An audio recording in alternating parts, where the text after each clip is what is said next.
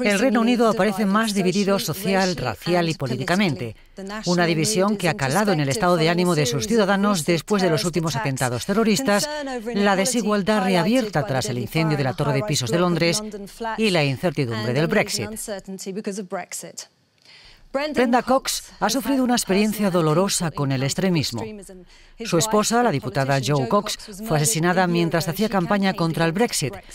Desde entonces ha creado un movimiento inspirado en las palabras de su esposa, apelando a la unidad para combatir el odio que la mató. Brenda nos acompaña desde Londres. Brenda, bienvenido. Hablemos de los últimos atentados terroristas en Londres, en particular de la comunidad musulmana, que ha sido esta vez el centro de los ataques. Yo me crié en Londres y siempre tuve la impresión de vivir en una ciudad tolerante. ¿Ha dejado de serlo? No, de ninguna manera. Cada vez es más tolerante. Londres y el país en su conjunto tienden a la tolerancia. La gente es más tolerante con las diferencias raciales, religiosas, de sexo o género. No creo que el número de personas con ideas extremistas haya aumentado en este periodo. Al contrario, ha disminuido. Lo que ha cambiado es la legitimación de la narrativa con personas como Trump, Le Pen, Wilders, Farage y otros que han legitimado una narrativa de discurso de odio. No quiero decir que sean directamente responsables de estas atrocidades que estamos viendo, pero los ataques contra los musulmanes y los crímenes de odio en el referéndum revelan que el discurso de Trump y otros propician un clima en el que las personas que tienen esas opiniones particularmente extremas son más propensas a actuar. ¿Quiere decir que estos políticos de extrema derecha han impulsado en cierto modo este odio? Pero ¿de dónde viene realmente este odio? Creo que el odio siempre ha estado ahí. Siempre ha habido una minoría de personas impulsadas por el odio que por razones bien personales, de su propia inseguridad, falta de perspectivas, carencias afectivas o lavado de cerebro en algunos casos, han terminado por adherirse a una ideología extrema con el fin de encontrar un significado.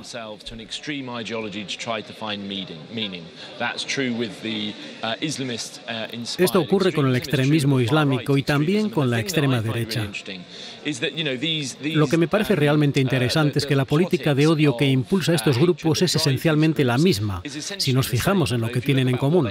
Ambos creen que la gente debe vivir en estados puros, ya sea religiosamente puros o étnicamente puros. Ambos creen que es legítimo atacar a los civiles para lograrlo. Y ambos creen que las personas diferentes no deben vivir juntas ni existir países de tolerancia diversa.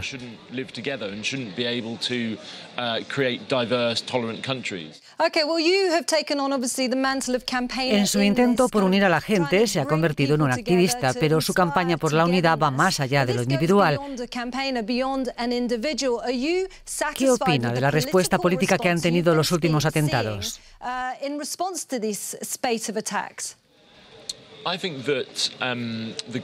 Creo que el gobierno se lo está tomando en serio. Tanto el terrorismo inspirado en el islamismo extremista como el provocado por la extrema derecha. Pero desde una perspectiva más general de la gente, la pregunta sería ¿cómo podemos expulsar el odio?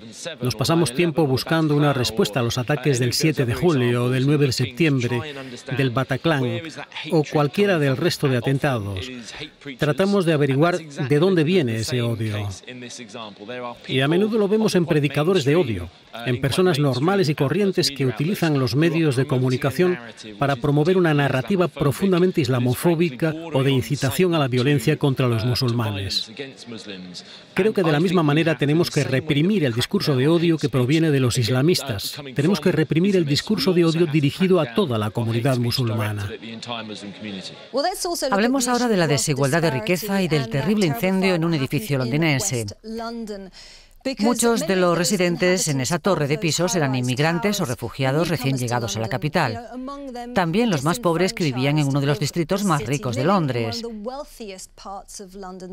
¿Cree que una mayor desigualdad en la riqueza dificultará aún más la integración social?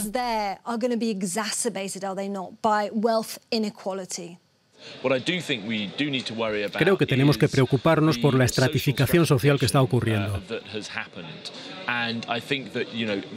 Lo que el fuego de la Torre de Pisos ha puesto de manifiesto es solo una parte de una historia mucho más amplia, no solo en la capital, pero aquí llega de forma más severa. Es comprensible el descontento que vemos en una sociedad cada vez más dividida, y es aquí donde el gobierno tiene que buscar un papel más activo. Pero también hay muchas fuerzas económicas actuales que están alejando aún más a estas comunidades del resto. Por tanto, como dije, hay una respuesta gubernamental, pero también hay una respuesta de la comunidad.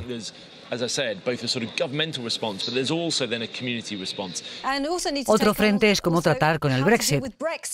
Usted ha señalado que esos políticos europeos involucrados en una política europea de división finalmente no han sido reelegidos y que Europa se está uniendo mientras el Reino Unido aparece cada vez más alejado. ¿Qué opina de esto?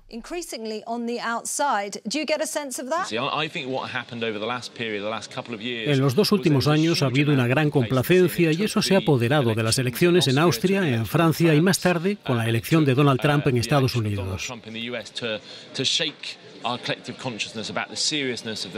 Esto ha golpeado nuestra conciencia colectiva y amenazado nuestros valores.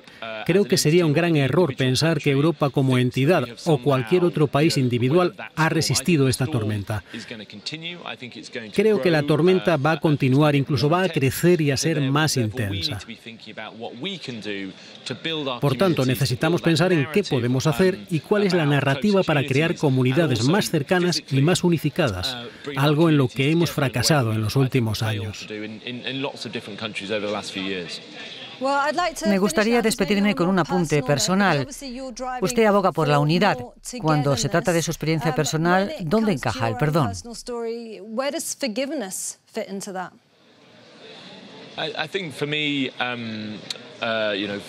Creo que pensaría en el perdón si hubiera remordimiento.